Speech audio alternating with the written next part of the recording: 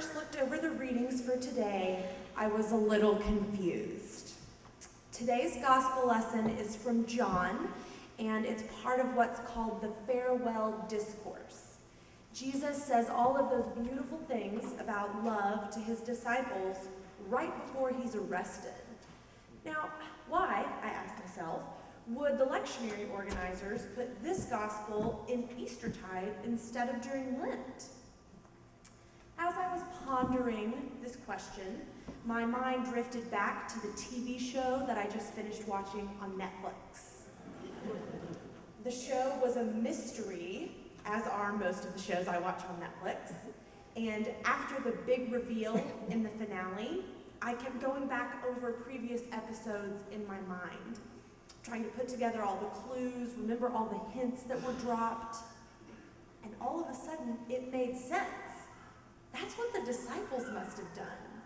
After the horrific crucifixion and magnificent resurrection, of course they must have gone back over the days and weeks leading up to these events in their minds, trying to put the pieces together and recall all the signs and clues that Jesus had given them before he died. And I think that's one of the reasons that we read gospel passages from before the crucifixion during the Easter season. We're still processing everything we've been through. We're putting together all the pieces that Jesus gave us before he died about what the kingdom of God will be like. So, what was Jesus trying to tell us in today's gospel? For starters, this is a very familiar passage. Jesus lays out one of his most memorable one-liners. This is my commandment, that you love one another as I have loved you. When we hear lines like this from the Bible, we often hear, love your enemies. We have learned to think about love in a radical way because so much of what Jesus did and taught was radical. We know we're supposed to love people who are different from us, who are poor, who are marginalized. But I think there's another message in today's gospel. Jesus says two important things. First, he specifically says, love one another, not just love your enemies. And second, he says, I have called you friends. I think Jesus is talking about a different kind of love, friendship love. Now you might be saying to yourself, Hannah, I know all about friendship love. But Jesus is pretty specific here. He says, I do not call you servants any longer because the servant does not know what the master is doing. But I have called you friends because I have made known to you everything that I have heard from my Father. What Jesus is lifting up in this passage is that friendship is no superficial thing. It isn't just about being kind to one another or sharing interests or hobbies. Friendship love is about truly knowing and accepting each other, just like God truly knows and accepts each of us. Is this the kind of love that you had in mind a moment ago? New Testament scholar Robert Kaiser explains beautifully to me what this passage from John means for us.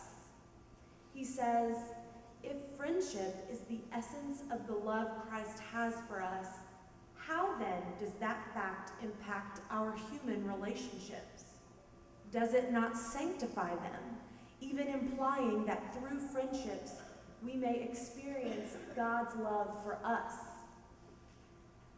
This is great news. I am beginning to understand why it was so important for Jesus to remind us not only to love our enemies, but to love one another, right here in our worshiping community.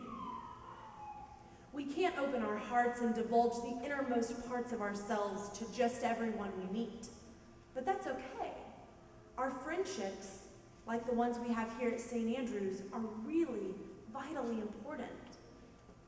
George Ramsey, another important Bible scholar in my life, wisely says that there are times when, before the Christians can have any effective work in the world, it is essential for the church to consolidate its life as a community by ensuring that all members experience the support and love to the death of one another. I agree wholeheartedly with Ramsey, and this is something I have come to know and love about St. Andrews. One of the most distinctive aspects of this community is its loving fellowship, which today's gospel shows us is distinctly Christian. As we open our hearts to one another and become fully known here at St. Andrews, we show and see the Imago Dei, the image of God. And we become better equipped to go out into the world and proclaim the good news that this friendship love we have in Christ is available for everyone. Now, there are plenty of other kinds of love which, like friendship love, show the Imago Dei. And one of these kinds of love is the love of a mother, which we are celebrating today. I know that this is not a joyful holiday for everyone, and I will be the first to admit that Mother's Day makes me miss my mom. But I know that motherly love is one of the ways God shows God's love for us. And not only in happy, healthy, loving mother-child relationships. Mothers who have miscarried, mothers who have lost their children, mothers who struggle to get along with their children, mothers we feel separated from, all show us something about the love God has for us. And we celebrate all of them today. I encourage you to investigate the different kinds of love in your life. In which relationships do you see the image of God? How do you show the image of God? What role does a mother, any mother, play in your life? What role do your friendships play in your life? What does it mean to you that Christ's love for us is the model for how we should love one another? Amen.